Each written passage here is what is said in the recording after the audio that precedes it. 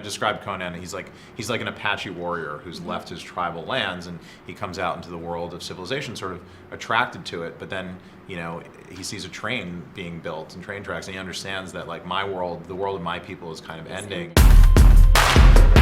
Hi, I'm Tara Bennett, senior producer for SYFY WIRE, also the host of the Colony podcast, and I have my co-podcaster with me, Mr. Ryan Condal. Hello, sir.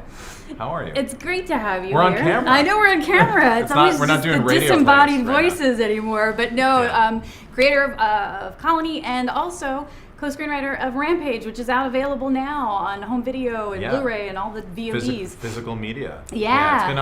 It's been on iTunes and the various electronic platforms for a few weeks, but now you can buy it and hold it in your hands. Yes. So very exciting. That's very exciting. Please go buy it. Go buy it. But you've also been working on a ton of other projects outside of with the film stuff, and also you're developing another TV show, and that is based on an amazing property, Conan the Barbarian. So Yes. So very excited about that. This has been about 2.5 years in the making. I right after the first season of Colony, I think I sat down and decided that Conan would really work well as a television show, because the way, you know, Robert E. Howard, who wrote the Conan stories back in the 1930s in the Depression, published them serially in pulp magazines. Which is perfect. You know, Weird Tales and things. I said that they were sort of the proto comic books. Those were the things that, if you were growing up in the Great Depression, that was what you kept crammed between your mattress to hide from your mom before comic books, which came around sort of the decade after that. And they were illustrated, but it was more prose with, you know, one or two images to accompany the stories.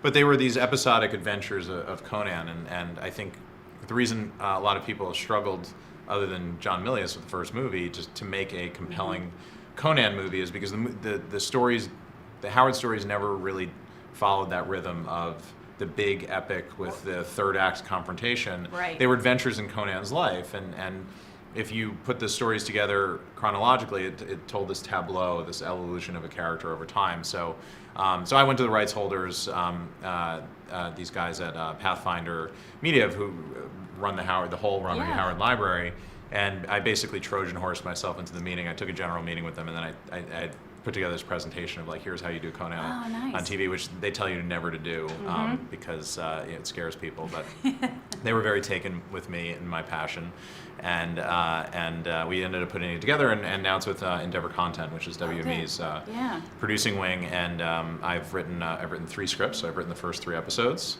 and I've written a series Bible. And very excited. Is it going to remain really, you know, there's so many ways that you could either kind of change the story, contemporize it. Do you want to stay really, you know, faithful to what the original stories were? Or are you finding, you know, in today's age of big epics that are being made for TV, that there was some things that you wanted to move around with it? It's very, I think it's a good blend of both. So I think, you know, Conan purists will be very pleased to see, you know, the pilot episode announced for the first time here ever is called The Frost Giant's Daughter, which is, if anybody knows and follows the saga, was not the first story that Howard published, but it is the earliest story in Conan's life. Wow. He's you know, he's basically just left Samaria, and he's running around as a mercenary with this, like, Viking band of warriors called the Aesir.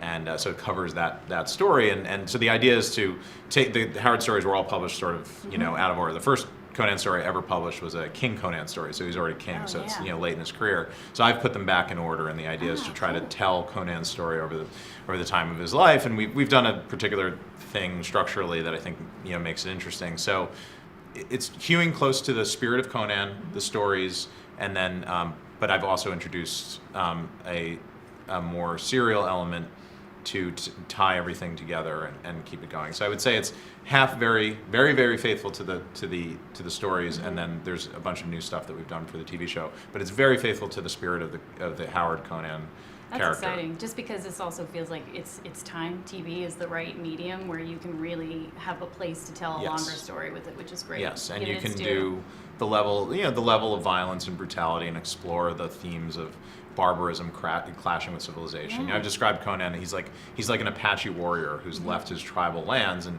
he comes out into the world of civilization, sort of attracted to it. But then, he sees a train being built and train tracks, and he understands that like my world, the world of my people, is kind of ending, and I need to either find a place in this new world or I'm not going to be around anymore. Luckily for him, people value his particular set of skills in the world of civilization, and they're happy to employ him as a warrior and a thief and a mercenary. And that's Conan's life. Is like he's the square peg in the round hole of civilization. He doesn't really fit, but he's able to make a living in that world. Well, hopefully that'll get picked up. We're going to send all good vibes for that. We're hoping so, yes. And then also you're working on Analog, which is the Jerry Duggan comic. So Yes. Are you thinking screen for that? Are you thinking TV again Yeah, for that? so or? we sold it as a pitch a few months ago to Lionsgate as a feature film. Great. Chad Stahelski is attached, who is the director of he was the co-director of John Wick, so he did that with his partner David, and then he directed John Wick 2 on his own. He's right now is in New York shooting John Wick 3. Right. So very exciting, really super talented director. I had worked previously with him on Highlander. We had a nice time. Oh, yeah. And he attached himself to this. And Jerry wrote an amazing comic book. It's a story about it's about 10 years in the future, and the internet has basically been hacked. There's this event called the Great Doxing, which is, if you imagine the Sony hack that happened in our world. All of us, it's coming. Yeah, happened to everybody. So everybody's emails and secrets and mistresses and all the horrible videos that you downloaded are all laid to bear, and it's it's the Great Depression all over again, and people are struggling with their relationship with the internet, and can we ever trust it again? It's a lot of people have withdrawn from it entirely. So there are these people that called ledger men, who I suppose there are ledger women as well. But if the story follows this guy Jack McGinnis, who is basically a private contractor. Who secrets still need to be moved around the world, but nobody trusts encrypted phone calls or emails anymore. So they're typed on paper, they're printed out, and they're put into secure briefcases. And these guys actually get on planes or trains, and then they deliver them. So old school Analog, yeah. Exactly. So it's a good Hitchcock story or Humphrey Bogart story told in a kind of postmodern cyberpunk setting of this kind of miserable post-internet world where New York looks like Taxi Driver again, but it's in the 2020s, and nobody trusts cell phones anymore, and so they've really rejected a lot of technology. I like this future. Let's move towards. I know. As a guy who's made to do social media for his job, I look at Analog like a utopian future.